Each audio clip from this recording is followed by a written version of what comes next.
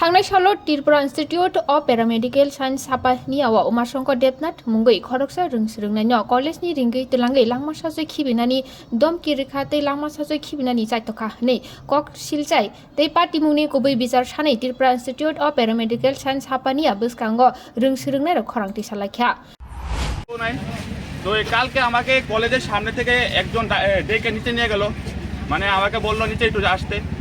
তো নিচে যাওয়ার পর অতর্কিতভাবে কিছু জিহাদি অতর্কিতভাবে আমার উপর ছুরি দিয়ে এবারে চেন দিয়ে লাঠি দিয়ে আঘাত করা শুরু করলো। আমার মাথার ভিতরে দুটো শিলি দিতে হলো, আর এখানে এখনো ছুরির আঘাত আছে এই প্যাটের এখানে।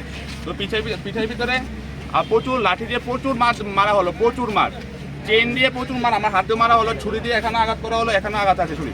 কি কারণে মারছে?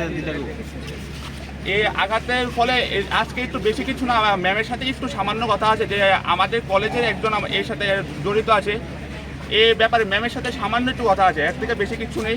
তো আমার জন্য মানে আমার সমর্থন একটু যারা যারা থাকবে তারা একটু 5 মিনিটের জন্য একটু ম্যামের সাথে একটু কথা বলবো, তারা কথা বলবে সব, এরপরে আমরা চলে যাবো আবার।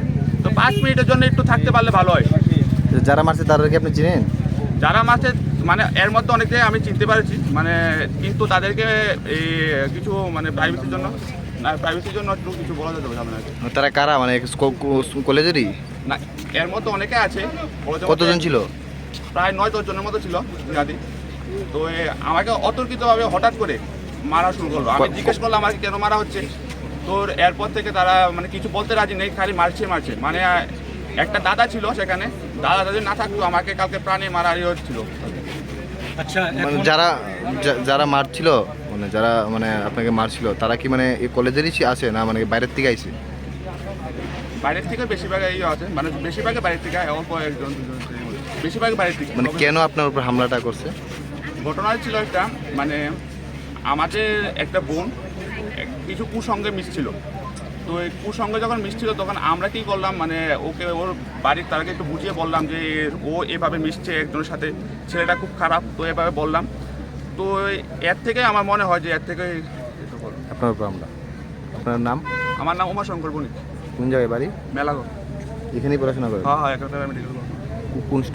কোন ইয়েতে আছে? আরটি, বিএমআরটি 3rd ইয়ার। আচ্ছা।